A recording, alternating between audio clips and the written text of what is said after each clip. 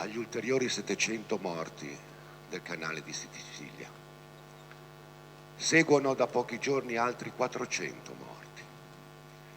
Vedete, ciò che è venuto in mente a me ascoltando la notizia è che ha poco senso urlare contro gli xenofobi, i razzisti, il loro digrignardi denti, ma ha molto più senso invece interrogarci, perché noi che condanniamo questa morte di massa, questi eccidi, non riusciamo a cambiare questo stato di cose. Questo è il tema vero su cui dovremmo riflettere. E quindi non c'è molto altro da aggiungere. Ritenevamo sbagliato, in giornate come queste, in questo palazzo, non fare riferimento a queste persone. E vi chiederei, per quel poco e tanto che valgono gli atti simbolici, se possiamo alzarci un momento in piedi.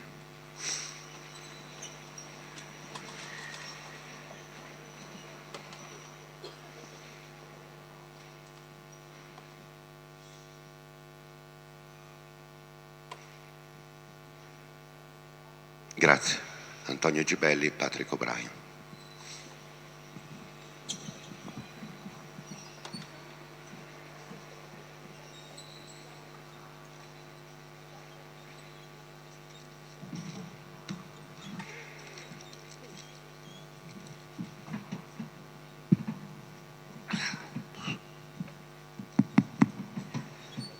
Buonasera, benvenuti a questo incontro. Mi dispiace che cominci con questa funesta notizia che getta un'ombra su queste giornate che sono state per noi di conoscenza e anche di divertimento, per quel che è divertimento l'affrontare problemi e conoscere. Siamo alle battute finali di questa sesta edizione della Storia in Piazza e permettetemi di fare due parole di soddisfazione personale per il modo come si sono svolte fin qui le cose. Soddisfazione non tanto e non solo per la risposta di pubblico alle nostre proposte, ma per la qualità della riflessione che ci ha accompagnato in questi giorni. Io da quando seguo queste esperienze della Storia in Piazza penso che queste siano una piccola rivincita della storia come metodo, una piccola rivincita della storia non intesa come semplicemente memoria o rievocazione, ma come un modo di pensare il mondo, un modo di pensare il mondo che viene illuminato dall'intreccio tra persistenza e cambiamento. Questo è il metodo degli storici. Gli storici si avvalgono di apporti di conoscenze diverse, antropologiche, sociologiche, gli economisti, i politologi, ma in questo caso la forza sta nella storia, cioè nella capacità di guardare al passato per capire meglio il presente, però di interrogare il passato con gli occhi del presente. Questa è un po' la questione. Il tema di oggi è un tema complesso in cui torniamo in qualche maniera alle origini del fenomeno di cui ci stiamo occupando, il capitalismo moderno. Le origini sono, abbiamo detto, in Gran Bretagna, di qui siamo partiti e la domanda che ci siamo posti, che ci poniamo è: cosa rese possibile alla Gran Bretagna di fare il grande balzo? Questa è la prima domanda. La seconda domanda è: come si comportarono quei paesi che tentarono di imitarla e ci riuscirono? L'altra domanda ancora è: cosa mancò a quei paesi che non riuscirono a fare il salto nelle loro economie che aveva compiuto la Gran Bretagna e altri dopo di lei cercando di imitarla? Queste sono grandi domande e il nostro compito è sì porre domande, dare qualche risposta, ma sono più le domande che incalzano che non le risposte che siamo in grado di dare. Il metodo della storia di cui dicevo all'inizio è anche quello di diciamo, insegnare alla luce del passato, dei percorsi del passato, a porre meglio le domande che ci incalzano nel presente. Queste sono alcune domande importanti.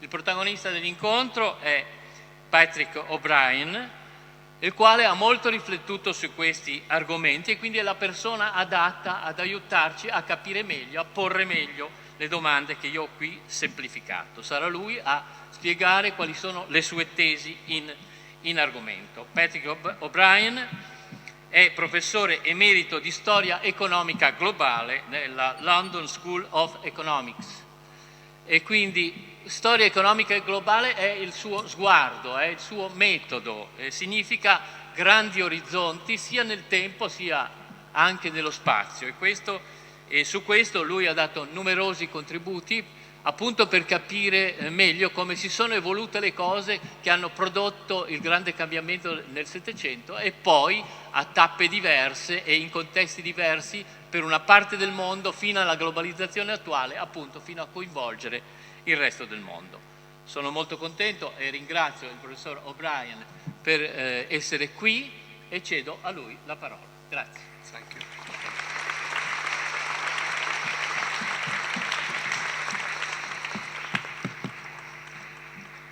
Good citizens of Genoa, before I move to my somewhat Anglo-centric, academic and historical treatment of Occidental and Oriental transitions to industrial capitalism, I would like to say just two things by way of a preface.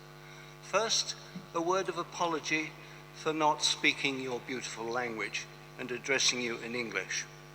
Io parlo italiano come un bambino. Excusi. Second, and since I will be talking a lot about taxes, I wish to thank you all for paying the taxes that have funded my first visit to your beautiful and outstandingly interesting city. Over the years, my family and I have been many times to Italy and have been to most of your great cities. But somehow we have missed Genova. This is the first time we've been in this city, but I can promise you we will come again and again, and we will not simply stop at the airport on the way to Santa Margherita or the beaches with our grandchildren. We will first visit this city. That sincerely said, let me conclude this preface by saying just a few more words about the message I hope you will take away from my lecture. My story will take the form of an analytical narrative designed to degrade another neoliberal myth that the world's transition to an industrial capitalist economy was led by Great Britain. This is simply not true. And that this transition was the product of a particular set of institutions that were in all their essentials British. They included parliamentary democracy, personal freedom, individualism, private enterprise, vigorous entrepreneurship, secure property rights, the inventive genius of humble artisans. I've never met a humble artisan, but there we are. And top British scientists. Finally, that Europe's first and precocious industrial revolution was a conjuncture, as Brodel would say, in global history that eventually or initially diffused to the retarded economies on the mainland of Europe and eventually and in our own times to the backward empires of Eurasia. Above all, I wish to degrade the myth that Britain's the first industrial nation experience came from below and owed little, if anything, to the state or to the country's long-developed investment in violence in the form of the Royal Navy and a mercenary army recruited from the Empire and from the Germanic states and the Celtic fringes of Europe. In brief, I want you all to return home this evening with another nationalistic and liberal myth removed from your perceptions of how, when, and why Britain and the West diverged from the rest of the world into advanced and progressive capitalist economies. This myth, of course, has been reinforced in many a long year, indeed throughout my career as an economist and economic historian, by my friends and colleagues in the United States, in search, as they are, of a mother country. We too have a long history of individualism, freedom, parliamentary democracy, and advanced capitalism, and we're following in your footsteps. We are Rome to your Greece. I'm going to divide this talk into 4 parts. First part is the context, where I'm going to talk a bit about the historiography that we're now addressing about this mega question on connections between warfare and economic progress in global history. Second, I'm going to talk about the era before liberalism, the era of mercantilism, as a basis for fiscal state formation, both in Europe and in Britain. And then right at the end, I'm going to say a few words, mainly about the Ming-Qing Empire, but something I hope, if there's time, about the Moguls and the Ottomans, particularly the Moguls, who we superseded in taking over India. And then at the very end, I'll offer you a few negotiable thoughts to take away about the relationship between state formation, war, and economic growth. For several decades, our colleagues in economics have been engaged in restoring institutions to the place that they occupied in the writings of the German historical school. They have formulated conceptual vocabularies, promoted the production of case studies, and encouraged, above all, the construction of dubious coefficients of significance concerning property rights, transactions costs, legal arrangements, and other institutional variables behind the observed differences in performance between pre-modern Eurasian and American economies. This research program, however, which has proceeded now for some 40 years, lacks anything approximating to a foundational theory for the hegemonic institution behind all subordinate institutions that are behind the progress of advanced capitalism, namely the state. We don't have a proper theory of why some places have developmental states and others failed to realize them until our own times. A developmental state, if I may define one, can be recognized retrospectively as one that provided, first of all, external security, second, internal stability, and thirdly, the maintenance of institutions, laws, and cultures that were conducive to economic growth.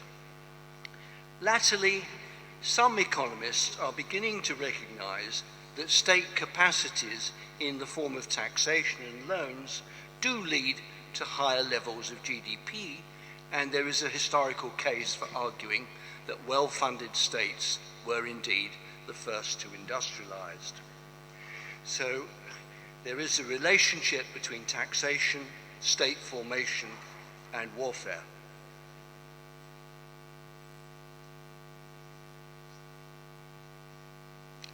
The concerns of early modern European states were not, however, with economic development. I doubt whether any of the rulers of such states, even the Doge here in Genoa, thought very much about the economic development of the state that he was actually supposed to run.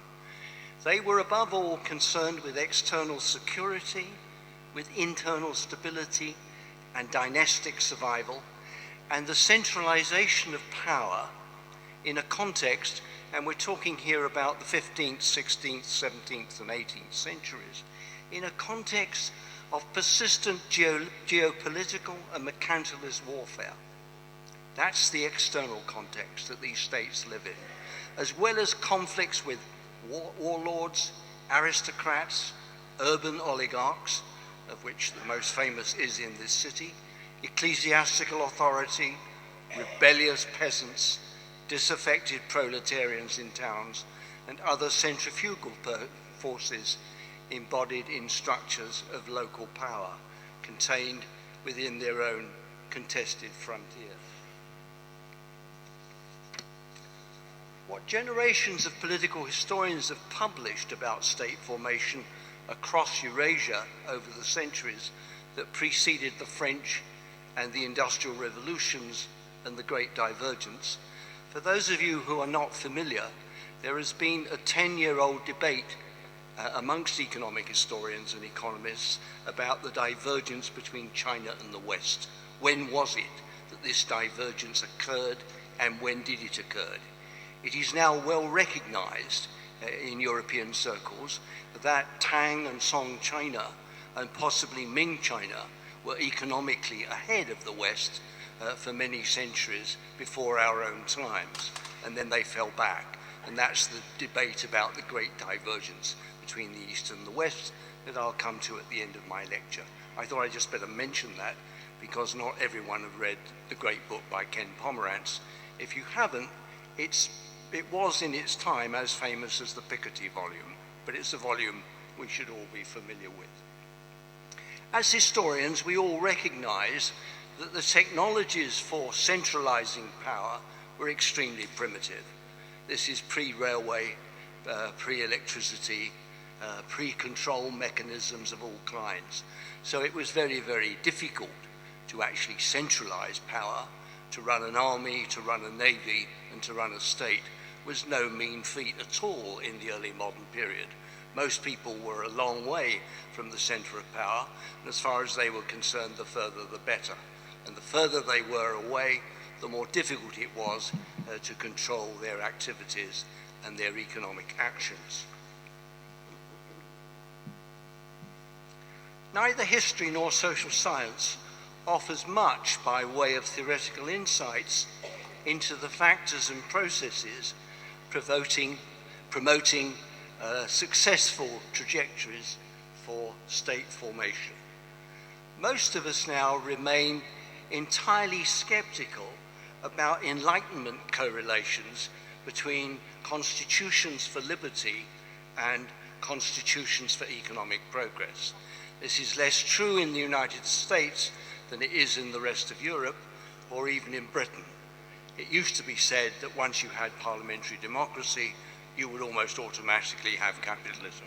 It is now recognized that capitalism can indeed flourish, take the case of China, very, very successfully. In fact, more successfully under a dictatorial regime than it has to under a democratic regime. This is not an argument against democracy, it's just an argument about correlating a democratic system with a successful capitalist system. The two things are not at all closely correlated. So within Mark Bloch's paradigm, and Mark Bloch, to my mind, is the greatest historian of the 20th century, with all due respect to the great Brodel. He is my favorite historian. Within his paradigm for historical research, they continue to explore a traditional and possibly Euro-centered hypothesis, namely that the firms, the farms, the investors, the entrepreneurs, the innovators and the scientists operating within this mercantilist European economic order and ideology for state formation derived unintended benefits from that regime compared to their counterparts operating within the imperial frameworks of the Mughal, the Ottoman, and the Ming-Qing empires of Asia. But how can we historians proceed to confront this essentially Weberian hypothesis? It has already attracted some very naive answers from American econometricians. Why Nations Fail, It's a book you'll find at every airport. It's one of these bestsellers. I wish I'd written it. It's entirely wrong, but I wish I'd made the $1 million that has been paid to its authors. But there we are. It's best to write not true books, but readable books, and they've certainly written a very readable book. My approach has been to formulate hypotheses based upon a vast bibliography of scholarly literature on state formation in the West, to explain why Britain can be represented as the paradigm case for successful mercantilism. This is not a label that's lightly accepted by many of my friends in Britain and by very, very few of my friends in the United States, and to offer you some explanations for Europe's delayed and Asia's retarded transitions to industrial market economies. In other words, I'm following the lead not of Adam Smith, as Donald Winch would have me, but I'm following Gustav Schmoller and Joseph Schumpeter. And so I'm dealing in geopolitical and fiscal reductionism. But let's see where my bias actually takes the argument. And I hope to convince you that it takes you a very long way indeed. In 1815, at the close of 23 years of warfare, it's the 200th anniversary as we speak, against revolutionary and Napoleonic France, the monarchy, along with the aristocratic and plutocratic elites in charge of governing the then United Kingdom of England, Wales, Scotland, and Ireland, offered their entirely deferential and sycophantic subjects superior standards of external security, internal stability, protection for their property, support for traditional hierarchy and authority, legal frameworks for the extension and integration of markets, encouragement for technical and business innovation, and above all, more extensive and better protected access to imperial and overseas markets than any other state in the world. I think we can confidently state that. Having beaten the French at Waterloo and Trafalgar, I think we can confidently state that this was the economic outcome of those two particular victories. So the question for this thematic and delightful meeting is how, when and why did such a small island realm off the coast of Europe move on to a historical trajectory that culminated in a proto-version of geopolitical hegemony and a precocious transition, and at the same time, the very same time, a precocious transition to an industrial market economy. I'm now going to treat you to some of the favorite tools of economic historians, some graphs to help to illustrate what I hope they illustrate and don't confuse what I'm about to say. If you read the little box on the right-hand side, this is a Schumpeterian view of the world. Schumpeter really believed that if you understood a fiscal system, you understood a great deal about a society. And what I've done for you there is to measure in real purchasing power terms the rise of the English state. And you can see all the way back to the 1500s, to one of England's favorite regimes, because it's the time of Shakespeare, but it's also the time of Henry VIII, our favorite monarch, not our favorite, our most favorite monarch, that nothing much is really happening to the English state until the middle of the 17th century. And what happens in the middle of the 17th century is we cut off the head of a king and we form a republic. And the republic is the crucial watershed. That is the crucial conjuncture in English history. That is what I learned as an undergraduate. That is what I taught at Oxford. And that's what most sensible historians actually believe about conjunctures in English history. Everything really started and ended with the Civil War. and not with the Glorious Revolution. And there you see the huge upswing in taxation collected by a state, which gives it an enormous capacity for power. It also gives it an enormous capacity to borrow money. You borrow money on the strength of the taxes that you're receiving. And in that second graph, you can see the share of taxes which we are now familiar with in Italy and various parts of Europe. The share of your taxes that is actually servicing your sovereign debt is now extremely high. Our election, our Chancellor of the Exchequer, is extremely preoccupied with this share. I mean, if he had to deal with this kind of share, 60 or 70% of all taxes going to service a debt, he wouldn't have anything to spend on welfare or the military or anything else. He'd just be servicing debt. But that's what they actually did. They collected enough taxes to manufacture a debt which went from a nominal capital of 2 million under the last Catholic monarch in England, James II, to 850 million. And that's what it cost to defeat France in the Second 100 Years' War with France. It cost this country, my country, 850 million of nominal capital, an absolutely huge national debt which never really fell away until the end of the 19th century. So England's liberal laissez-faire era was absolutely dominated by deficit finance, getting rid of the deficit and paying off the debt, and that debt. But what did they spend the money on? And they spent it on, they spent it on the Navy, above all on the Navy. The Navy is absorbing about 65% of all the taxation that's actually collected. And you can see the kink in that curve in the middle of the 17th century. That's this kink here. I'd like to turn around and point to you, but you don't want to look at the back of my head. But you can see the kink in the curve, and it's going up and up and up until we are spending more on the Navy than we are spending on the formation of capital for economic growth. Look at it there. In the 18th century, during the Industrial Revolution, we are spending much more, 40–50% more on the Royal Navy than we're spending on the formation of factories, machinery, new towns, and infrastructure. That's what the English are actually spending their money on.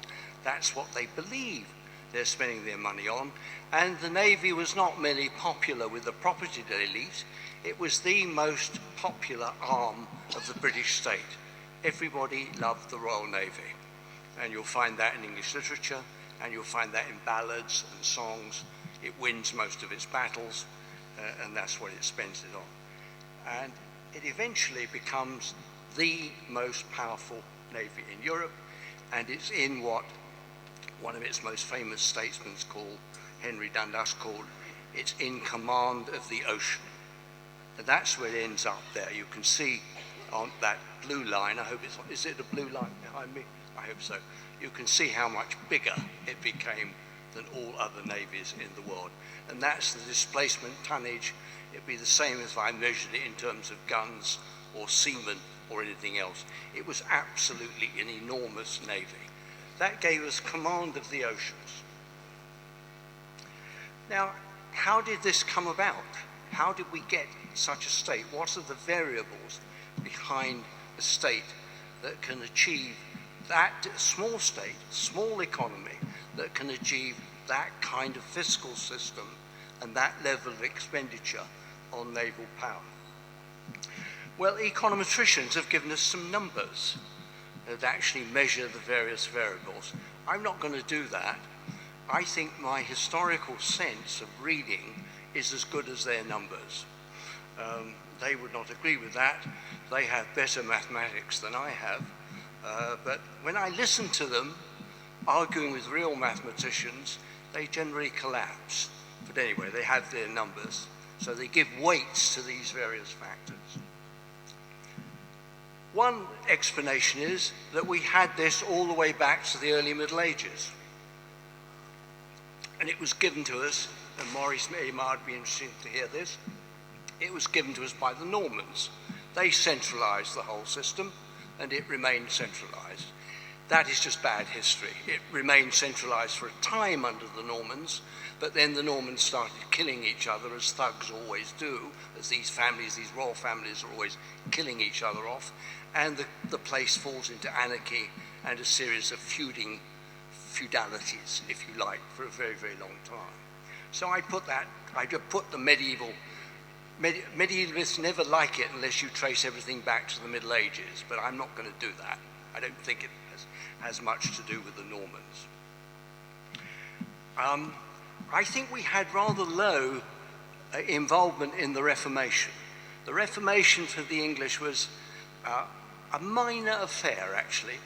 A number of people were burnt, a number of people were killed, a certain amount of property was destroyed, and the property of the Catholic Church was, of course, expropriated by the king and given to his aristocracy and his cronies to keep him in power, and that's the story of the Tudor dynasty. But fundamentally, it's a rather, I mean, compared with the rest of Europe and the 30 Years' War, it's a rather pathetic event in that sense.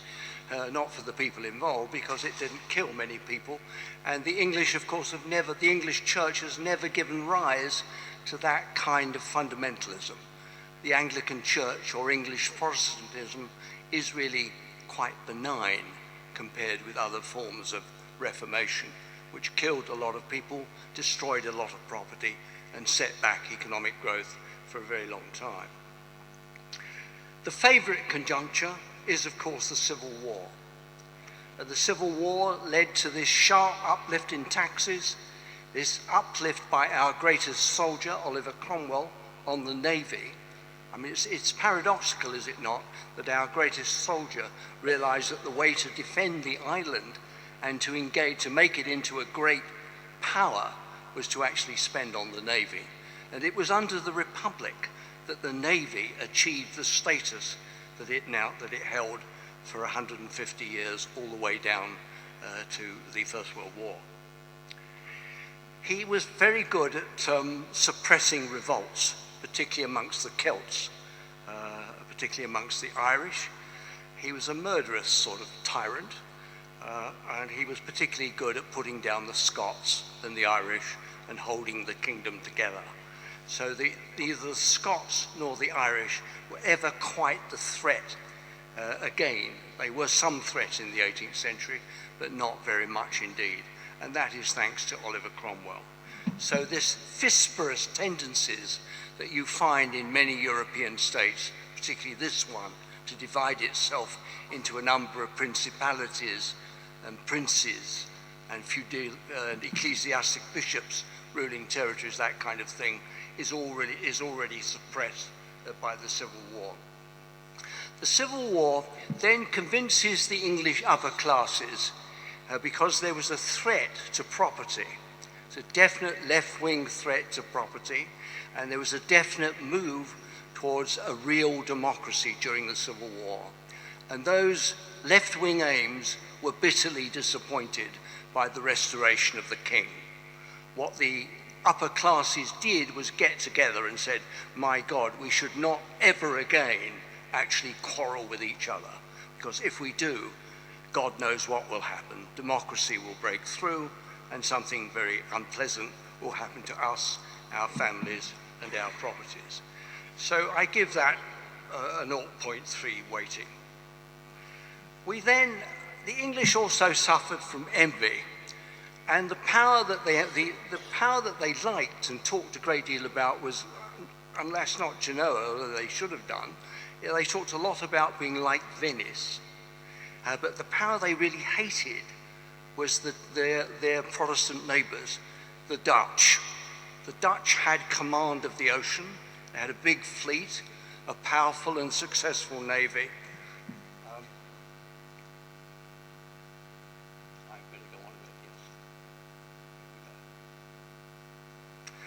And the thing to do with the Dutch was to engage in wars against them. And we fought 3 Anglo-Dutch wars at the end of the 17th century in alliance with the French. And by the Treaty of Utrecht, of course, the Dutch were in definite decline.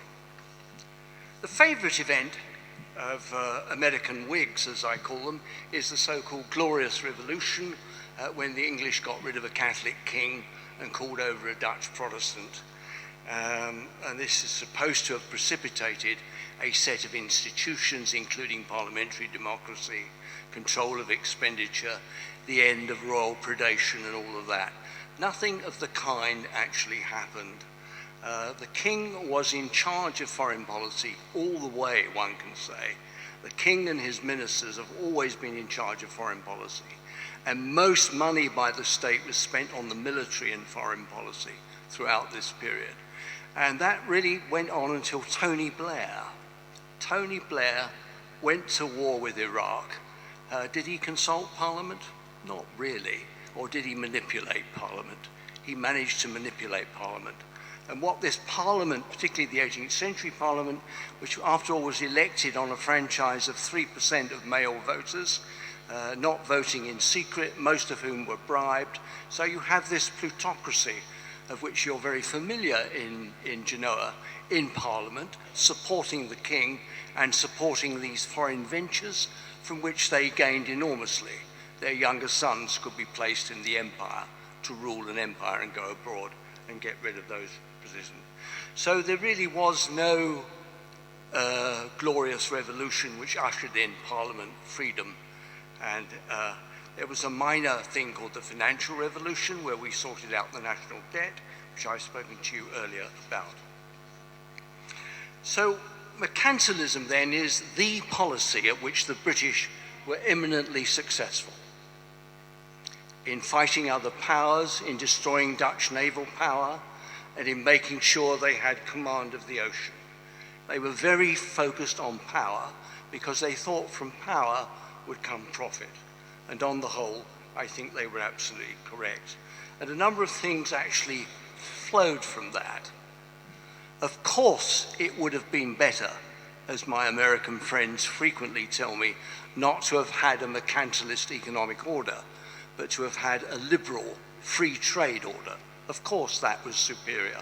But that was not the order that the world was actually living in at that time. And there was no possibility that that order would change if the British had unilaterally embraced free trade. So when you read a book by my good friend Joel McKeer called The Enlightened Economy, regretting the presence of mercantilism and saying that Britain was less mercantilist than the rest, this is simply anachronistic, in my view, as history.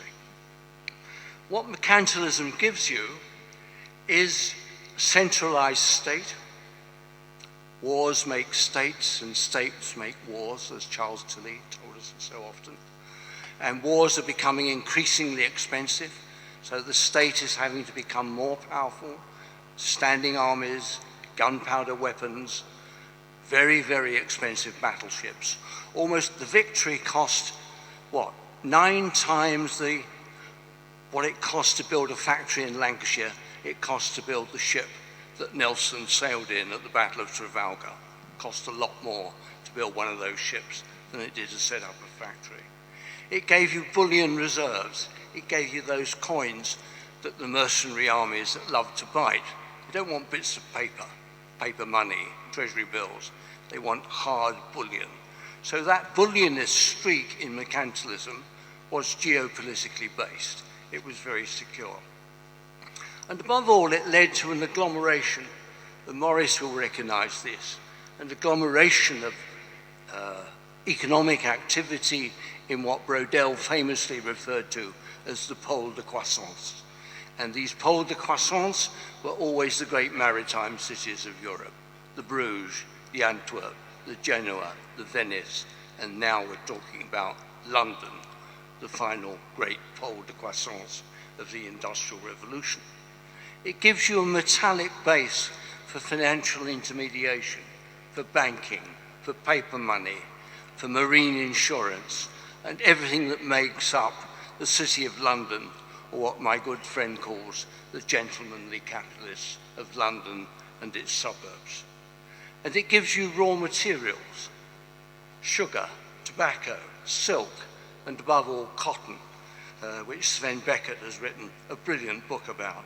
It gives you the raw cotton upon which you can base your mechanized industry. So although in general this geopolitical rivalry was very unfortunate, and we'd all been better off without it, there it was. And it promoted persistent state formation throughout Europe. It led to pressures for fiscal and financial and military centralization.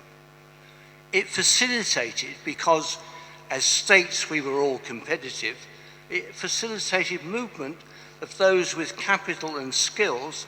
If they didn't like a ruler or the legislation or what was going on in a country, they could move somewhere else, which was Protestant, more hospitable, more congenial to what they wanted to do with their money and their skills. It's what Hirschman called mercantilism facilitated exit and voice. It gives you a voice in the councils of the state, and if the state doesn't do what you're told, you can simply take your money, take your skills, and go somewhere else. It promotes empire and proto-globalization, and it led eventually, as I showed in those earlier graphs, I keep forgetting to do this,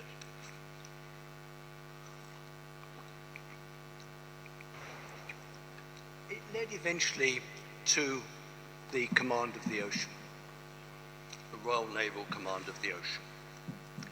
And from that, we get the 19th century liberal international economy, and we get the convergence of Europe, both in terms of state formation, the unification of Germany, the unification of Italy, the formation of successful states in the Iberian Peninsula, the formation of successful states all over Europe, and European industrialization, and a catch-up with the British Isles.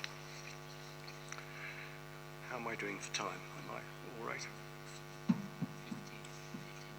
Okay. So, if the economic history of Britain and its famous industrial revolution, and it was the first industrial revolution, the transition to an urban industrial economy, that did take place first on the offshore island. If that can be presented as a case of successful mercantilism, then we turn again to Mark Bloch's recommendation for reciprocal comparisons. How did it happen that the rest of Europe allowed this small island to seize such an inordinate share of the gains from a growing world economy? After all, that economy was not created by the British. They came late to the game. Perhaps it's as well to come late. They came, after Columbus had discovered America, after Magellan had sailed around the world, after the Genoese and the Spaniards and the Portuguese had done most of the work in navigating and discovering and mapping and creating settlements in Asia and the Americas. They came late to that game, but they managed to seize, by 1815, extraordinary shares, if you could measure them, and they have been measured, of course, by Angus Maddison, amongst others, who measures everything. Extraordinary shares of the gains from world banking, world credit, marine insurance, and above all from shipping goods around the world. By 1914, 45% of all the world's shipping is actually owned by the British. So huge amounts of invisible earnings are received from these services. This is the city of London. This is London and the city and commerce at which we still excel. This is still our comparative advantage. We no longer have an industrial comparative advantage. That, as we've been told throughout these meetings, is now shifting to the east. But we retain these advantages in servicing the international economy. But we're not the only servicer left. But for most of the 19th century, we were the leading service sector for the international economy. How do we explain how the rest of Europe, how the Italians, the French, the Germans allowed this to actually happen? Why didn't they do something about it? Why don't they build up navies, armies, and try and take some of these gains back as they had been doing for centuries? And I think the answer is, my answer is, if you look at their attempts to form fiscal states in the early modern period, as Schumpeter suggested, you will get a clue. It is very, very difficult. It's much more difficult on the mainland of Europe, with its divided sovereignties, its principalities, its princes, its bishoprics, its traditional city-states, its privileges, to actually form a centralized universal system of taxation. It took the French a very long time to actually do that, to spread their taxes over the whole of France. It took a revolution in France. The French Revolution was very helpful in doing that, because Napoleon believed in actually doing that. But alas, they didn't do it. You can see there on the graph the tax revenues received by England and Holland. The Dutch are always collecting loads of taxes in many, many ways. This is the first graph. These are the total revenues in tons of silver, which is the kind of Bretton Woods dollar of the period. You can use that as a kind of number. So you can see that the English are always ahead in these numbers. There we are in red, and there are the other powers, with the Ottomans down very much below. That's divided by population, and then this is divided by GDP, as percentages of GDP. The Dutch always collect a lot of money, but the Dutch mind was very, very concentrated for a long time on Castilian infantry, which was on their borders for centuries. And that really concentrates your mind if you've got Castilians on the border ready to invade the country and engage in counter-reformation. Then you really will cough up. You will pay to be defended, and they pay a lot. But the English, this is English aggression. This is not English defense. So the rest of you, there are contrasts between Europe. These contrasts used to be explained, or they are still explained by the English, in that we had a consensual regime and the rest of Europe didn't have consent. They didn't have assemblies of notables or assemblies of parliamentarians. They didn't have parliaments. We had parliament, we had freedom, and taxes were accepted by the English population. I think our Parliament of Notables looks very to me like other parliaments that I see all over the rest of Europe at the same time. It's full of a few hundred notable families, heavily intermarried, and enjoying the patronage that flows from running the state. Their relatives are running the state, they're running the empire, they have every reason to pay taxes. We are highly successful. They're getting most of the money back. They're investing in national debt, which was paying them a steady 3 or 4% per annum. So they're doing okay. So I don't think it's that. On the mainland, there seems to be a great deal of resistance as I read your histories, or as Schumpeter has read your histories, of fiscal state formation. There is a lot of resistance. It is a very, very difficult thing to do. If Napoleon took over your country, he could actually do it for you, and that was fine. But setting up a tax administration seemed to be very, very difficult on the mainland of Europe, much more difficult than it was in England, where that administration was professionalized much earlier and collected taxes much more easily than it did on the mainland of Europe. So in short, what the Republican period actually showed was that we could set up a professional fiscal system, that we could build a Royal Navy, and that we could take advantage of natural advantages, the coastline, being offshore and not having a frontier. And those are the big contrasts with Europe that we have to explain. I'm getting near the end, you'll be relieved to know.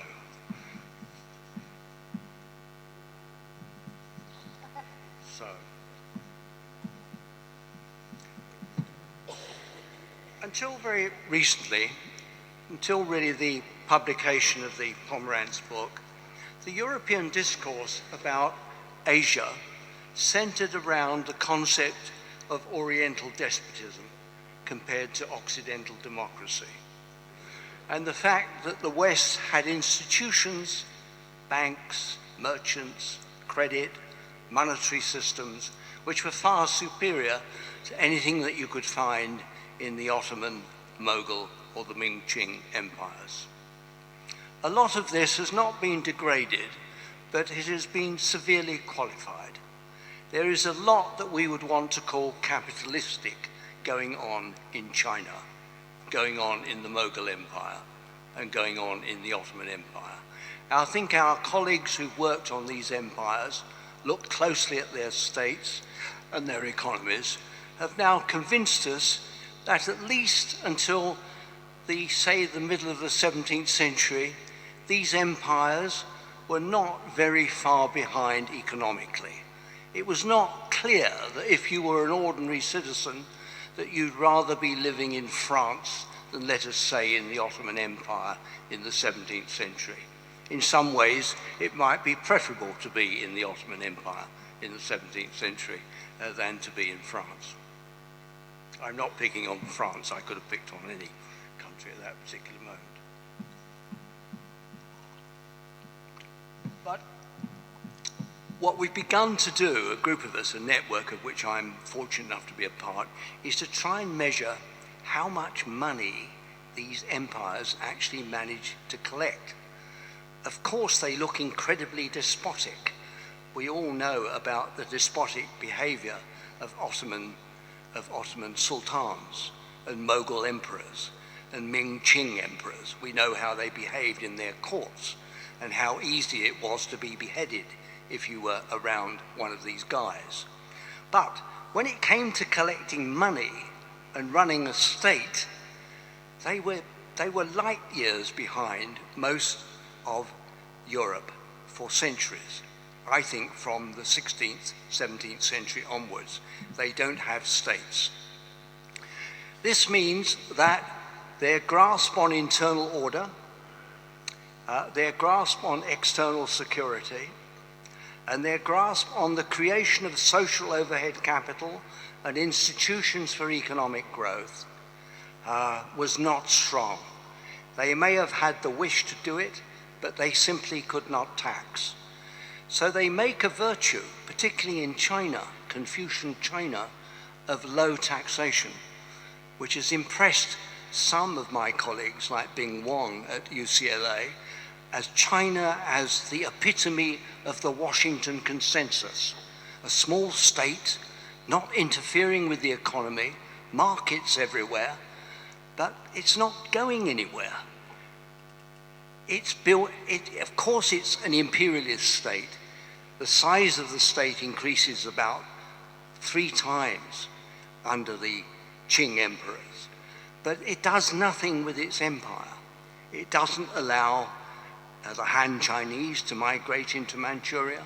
It doesn't use the ghost acreages to settle people. It doesn't extend trade, and it's collecting too little in taxation to actually keep the irrigation system going. I could go on and on about the little I know about these 3 empires and their fiscal systems, and the difficulties found across these vast spaces. Those of you who've worked on the Habsburg Empire in Europe will realize this is very comparable to trying to tax the Habsburg Empire from Vienna, how to get money in from the Baltic, not from the Baltic, from, gosh, what are they, Serbia and those places. How are you going to tax the Serbs? It's a constant preoccupation for Habsburg emperors. And it was the same for all these emperors. How am I going to tax the vast territories over which I'm supposed to rule? If you look at the square kilometers of these places, and you look at the numbers of people that they're supposed to govern, and then you look at the amount that they're collecting in silver, you will find that throughout long stretches of the 18th century, and certainly long stretches of the 19th century, the British state, this small state, on a per capita basis, was collecting much more than the Chinese. The size of the Ottoman bureaucracy is absolutely tiny on a per capita basis. The Mughal Empire is actually so ramshackle that it collapses in the face of a private army from a corporation. A multinational corporation actually takes over Bengal, and then during the Revolutionary and Napoleonic Wars uses the advantages conferred on its army in that war to actually take over the whole of India. So we end up in 1815 actually ruling India. I mean, much good did it do the Indians, and much good did it do us. But anyway, we ended up with ruling India for a very long time. So these places, the more I look at them, and the more I compare them with European states, the less they look like states. They don't have taxes, they don't have loans, they don't have standardized monetary systems, they really don't have many of the institutions for macroeconomic management of the kind. And they allow world trade to be taken over by first the Portuguese, Spanish, the Dutch, the Venetians, and then the English in the 19th century. So their products are carried to Europe, where they're sold for multiples of their values in China or India. So the profits from all of that are going heavily. Their armies are small, they can't defend themselves, they cannot rule their territories, they cannot tax. What these places lack is not an ethnicity, it's not a religion, it's not artisans. They are very clever people. They lack states. That seems to me to be the lesson that I want to leave you with. But I want you to go away with the lesson. There is also nothing very special about my own country. Thank you all for listening.